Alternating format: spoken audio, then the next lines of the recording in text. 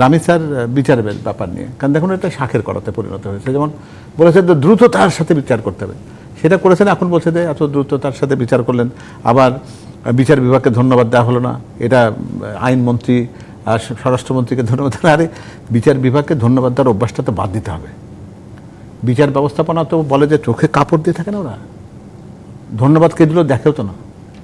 বিচারের যে ব্যবস্থাপনা, সেখানে কোনো ধন্যবাদ তাকে প্রভাবিত করবে না, কোনো প্রশংসার জন্য বিচার বসে থাকবে না। এই কালচার চালু করুন। বিচার ব্যবস্থাকে, বিচার বিভাগকে ধন্যবাদ কেন দিতে হবে? বিচার বিভাগ তো নির্মোহ, তারা চোয়াল শক্ত করে সত্যের পক্ষে থাকবে। ধন্যবাদ দিতে হলে স্বরাষ্ট্রমন্ত্রীকে দিতে পারেন যে না ঠিক আছে, তারা আইনি প্রক্রিয়ার মধ্যে যে সহায়তার কাজটুকু করে, যেগুলোর ক্ষেত্রে পুলিশের চার্জশিট দেওয়ার কাজটা, সেটা করেছে স্বরাষ্ট্র মন্ত্রণালয়। আইন মন্ত্রণালয় অন্তত বলেছে যে ঠিক আছে, অন্যান্য সাক্ষী সাবুত যোগ করে তাড়াতাড়ি ত্বরান্বিত করবার জন্য তারা কোর্ট নির্ধারণ করে দিয়েছে, সে কাজটি করতে পারে। ধন্যবাদ না দিলেও কিছু হতো না। কেউ ধন্যবাদের আশায় বসে থাকবে কেন? প্রশ্নটি এখানে। রাষ্ট্রের যন্ত্রের প্রত্যেকটি জায়গায়, নির্বাহী বলুন, বিচার বলুন বা আইন বিভাগ বলুন, তারা প্রত্যেকে তার দায়িত্বটি পালন করবেন। নগদ নিয়ে এলো হার না মানা হার অফার। সর্বনিম্ন 10,000 টাকা রেমিটেন্স নগদে পাঠালে থাকছে স্বর্ণের হার জেতার সুযোগ। টিআইবিকে কিছু কথা বলতে শুনেছি, তারা বলেছেন যে আগামী দিনে চ্যালেঞ্জ রয়েছে, সুশাসনের ঘাটতি, এগুলো সেগুলো। আচ্ছা, টিআইবি তো কোনো সাহিত্য বা কবিতার সংগঠন না।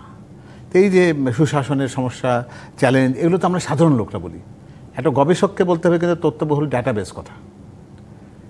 তো পয়সা নেই তো ওরা, তাদের কিন্তু যদি আপনি অডিট রিপোর্টগুলো দেখেন, সেখানে দেখবেন যে পয়সা করে কিন্তু ওই গবেষকদেরকে কিন্তু খুব কম দেওয়া হয় না। সেখান থেকে তো গবেষণালব্ধ তথ্যটা দিতে হবে। 3 মাসটা গবেষণার জন্য যথেষ্ট কিনা, গবেষণাটা কম্পিটিটিভলি করা হয়েছে কিনা, গবেষণার যে মুড অফ অপারেন্ডি যেটা হচ্ছে প্রসিডিওর যেটা আছে, সেই গবেষণার প্রক্রিয়াগতভাবে এটা ঠিক আছে কিনা, উনি যে সমস্ত নিয়ামক শক্তি যেগুলো ভ্যারিয়েবলসগুলো ব্যবহার করেছেন সেগুলো কিসেরভাবে আসলো, এগুলো কিন্তু প্রমাণ করলেন কী করে।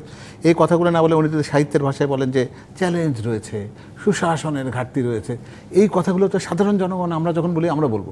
গবেষকদেরকে তো তথ্য দিয়ে, ডাটা দিয়ে কথাটাকে প্রমাণ করতে হবে।